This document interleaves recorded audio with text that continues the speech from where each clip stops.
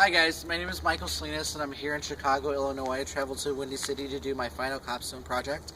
I'm not sure if we're understood with what's going on in North Carolina, but I am a server in the industry and I make my money on gratuity and tips, which is probably not the normal orthodox way for people to make money, but this is how we do it and a lot of other people as well. In the meantime, what I'm going to do is interview a couple of people. I'm not sure if you're interested in what's going on in North Carolina, but not too long ago, there was an incident where the church in North Carolina, right outside of Charlotte, was giving fake $100 bills to the servers there.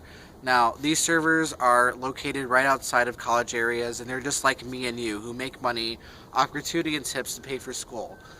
The church, in the meantime, was leaving fake $100 bills and leaving a message to them where kind of is disturbing.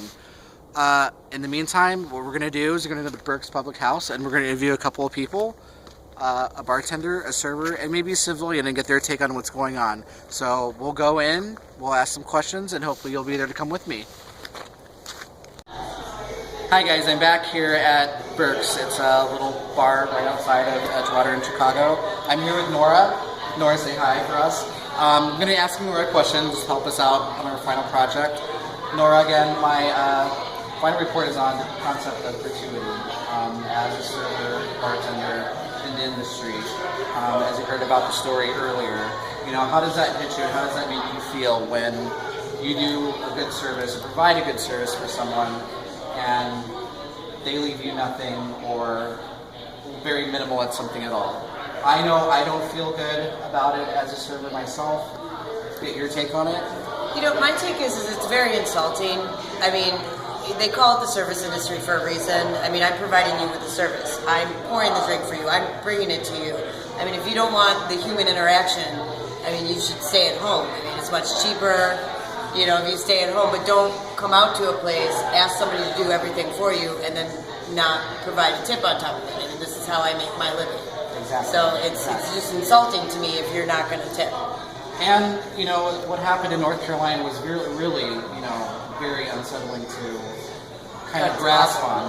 You have servers who are providing a very good service, and for a church at that point to leave fake $100 bills and checks for these people who obviously work for money. This is how you make your money. So, it's very unsettling. And what would be your advice to those who go out, run a tab up, and not tip? Or can't afford a tip. Stay home. That would be my advice. I mean, don't bother. There's no reason to come out and spend all this money and then not. I mean, the tips should be, you should include that when you're planning on, mentally, when you bring money out to spend money. You should already have that set aside. I totally agree. And it's not about going out and having a good time. It's also taking care of the people that take care of you. Obviously, Nora's been in the industry a while, and it speaks for itself. So I thank you so much for helping me out with this, and hopefully maybe we can get through after. Thank you. Hi guys, I'm Michael back at Berks again. We found another server that can help us out. This is Rick. Rick, say hi to the camera for us. Hi, camera for us.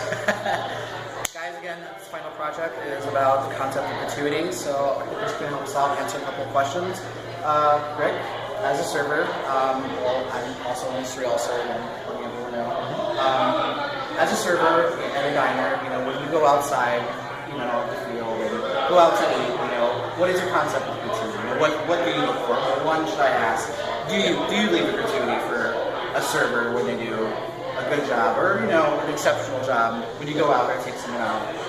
Yeah, absolutely. I feel it's part of the industry that when you go out, and especially when you're working and you're able to pay all your bills and be able to pay your rent and to be able to have a little fun. Like working in the service industry, you rely on the generosity of people to tip you, and so for me, I am of the sense that it's always right to give that back. Even more so than what people who normally aren't in the industry do to me. Again, kind of what's become kind of the new standard is 20% tip.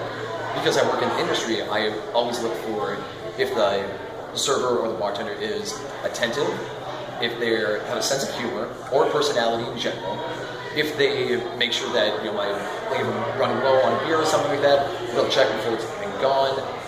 If there's like a snafu or something, as far as like getting food in the kitchen, or there's like a backup at the bar, you're like, hey, your drinks are coming out. As long as they keep you informed to the best of their ability. Like obviously, there are going to be certain days where it's really hectic, but if you can see that server actually making a certain effort to keep you in the loop and actually make you feel like you still are a very high priority for them, that just makes you want to leave a higher gratuity in that too. And like I said, 20% is kind of that new standard. But yeah, for me, it's usually like anywhere to 25, 30% because I know exactly what they are going through. Now, kind of on the inverse, if the service was a little bit lackluster, or say they didn't quite meet the standards that I kind of have set for myself, I will still absolutely leave 20% because, like I said, that's the least I can do in that case too. And even if it's just absolutely like a abysmal service, I still feel obligated to help these people, get through their daily lives because everybody has a bad day. Maybe I just caught them on that certain bad day. I totally agree. This isn't a really easy industry that we're in. Everyone seems that it's easier said than done. You go out and you eat and you really don't acknowledge your server, and maybe your bill's about 60 or 70 bucks and you leave them for. These people work really hard, and these people depend on gratuity to pay their bills. And as Rick explained, it's really hard to pay your bills or to live when you're getting nothing in return for the service. Again, and before they close up shop here, we grabbed one of our civilians that agreed to report with us. This is Chris. So Chris is a regular here at Burke's, and on our report, just the final concept on gratuity, Chris, can you help us out and answer a couple questions for us? As a person on the other side of the food industry, when you go out and have a drink, obviously, or maybe order food, and you see these people working really hard back here, what's your concept on gratuity? And should I ask first, do you tip or add a gratuity to trucks? Yeah, I definitely tip every time I go out, but it does depend on, service in terms of how much. I do think of how much I feel like the service was provided to me. If I feel like the server hasn't been attentive, or bartender or whatever, if I feel slighted and all, it does affect how much I'm going to tip. In general, though, I understand that these people, it's part of their income, so I try not to tip too little. I don't necessarily know what the percentages are, but I've heard, 15% isn't necessarily bad. So if I feel like everything was taken care of and I wasn't wanting for anything, I'll tip about 15%. If I feel like things were stellar though, 20, 22% roughly, I think I'll go above and beyond. So, I'm not sure if you're familiar, but there was an article that was about North Carolina. The church, again, was leaving fake $100 bills to the servers there, and they were pretty much, oh my god, that's not good. We'll edit that out. Take two. Don't worry about that. Don't worry about that. We'll edit it out. It's editing. This church was leaving fake $100 bills to the servers.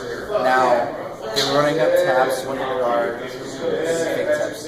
In general, how do you feel? Is that kind of strike you as disturbing? As a server in the industry, to me, it's disturbing. It's very... I mean, you told me a little bit about that situation. It sounds disturbing to me on a different level. More than anything, I feel like the worst part about it is the idea. It's like teasing someone almost with a really good tip, and really they get no tip. And if I was a server, that would aggravate me unnecessarily, I guess you could say. Obviously $100 tip, it depends on how the service was. Maybe they didn't deserve that. Maybe that was too much for them. But to tease somebody with that, and then they literally get 0 tip. I don't know how much they're getting paid hourly or anything, but it's basically saying that whatever you're getting paid is what you're getting paid. So let's be, just to clarify this, the average minimum wage for servers in Chicago is probably around $5. In Indiana, it's at $2.13, so there is a drastic difference. However, regardless, this is how people make their money. Do you